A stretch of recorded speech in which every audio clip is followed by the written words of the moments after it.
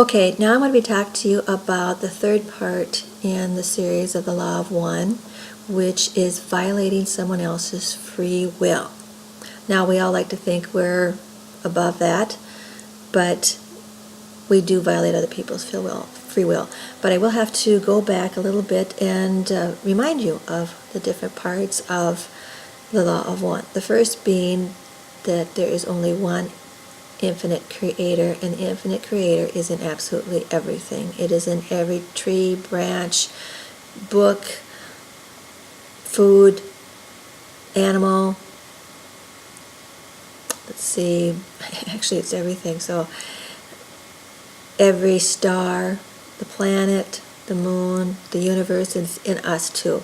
It's in us, and that is why the one infinite creator knows what's going on, because it is in everything that it exists in the universe. And that's the one infinite creator also allows negative and positive to exist so that it can know itself. You really can't get away with anything, really. It knows everything. And then the second part is, are you service to self or are you service to others? Now, we all like to think we're service to others, but we do fluctuate back and forth almost constantly from one situation to the next, or within the same situation. Now I'm to someone else, and now I'm to myself, and that's how it goes. Now, we want to be positive and to others, but that doesn't always happen.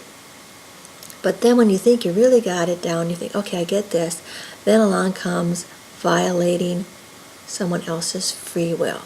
And it just throws a wrench in just about everything, because then you're thinking about service to self and service to others, and then you have to add this other component to it, and you go, I guess I kind of did violate someone else's free will.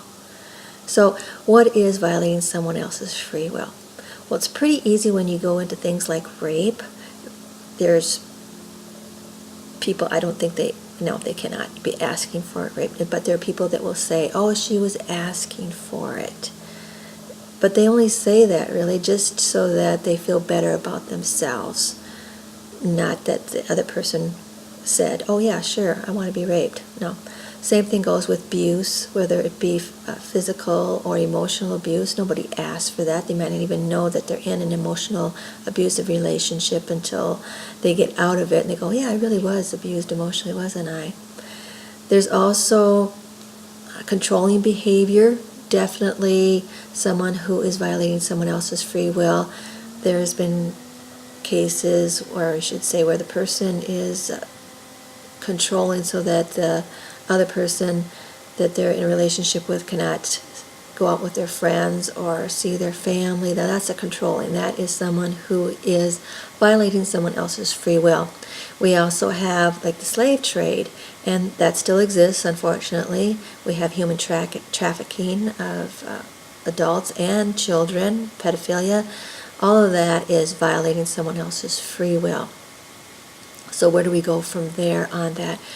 So when you're looking at violating someone's free will, you really have to ask yourself, is this for them or is it for me? And sometimes people will say, well, I'm doing it for their best interests.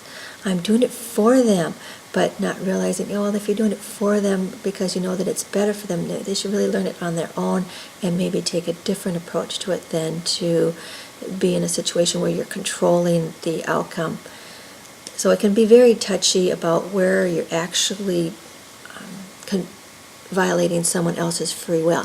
Now, the one example I like to give is taxes. Now, how many people like to pay taxes? I don't like to pay taxes, particularly when it's something I don't believe in. Now, we know that we have to pay taxes, and they'll go to some good use, for example, for your roads and some services, but there are some services I don't believe in, and yet I am required to pay for them.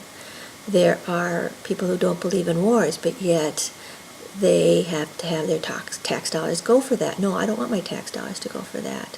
Or let's say in the last few years there was money that was put on a pallet and sent to Iran. No, I really could have used that money. I don't like the idea that you're taking a bunch of money our tax dollars and sending it over to another country. No, I'd rather you spend the money here, or give it back to me. I could have used, what was that, billions of dollars? I don't know, but it was a lot of money. Even one stack would have been good for me right there. So then you're looking at all this and you're thinking, okay, how am I violating someone else's free will? Now, there are people that actually, homeless people, and I've seen stories on this, where they're fine with what they have. They don't really want to have all those responsibilities that you and I have, and they're fine with, I'll just make my way. I don't want all that responsibilities, and yet people still help them out.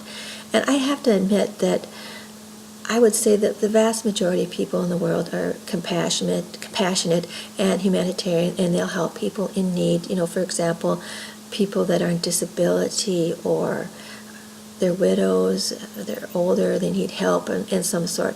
No problem helping out people like that. But some of that other stuff that I mentioned earlier, no, don't want to help out on that one quite so much. So is the government violating our free will? I'll let you decide on that one. And then I've got some hot topics that I'd like to bring up, and one is abortion. Now, if you are a woman having an abortion, is it going against your free will to have one or not to have one? Is it against or for? You're violating your free will if you are the being that's being created and someone's decided to end that. So it's a value, but you got to decide which one. Then we have immigration. Now you have the people trying to get in illegally, and obviously they want to come in, and are we violating their free will because they want to come in? But then you have the people who don't want them to come in, the people that are here, and they don't want to come in for various reasons, money issues, economic reasons, criminal issues, whatever it happens to be. So where do you draw the line and say whose free will are we violating, and which ones do we take? So you can get into a whole lot of gray water there, trying to decide whose free will is it and which one am I going to take or make more important in this situation. So I'd like you to think about that in the future when you're thinking about violating someone's free will, and whose free will are you making it more important for, and also is it service to self or service to others, because it really, really can get mind-boggling when you can think about it like that. So when these world issues come up, or even in your personal life, take a look at that and say to yourself, am I violating someone else's free will? I'll leave it at that.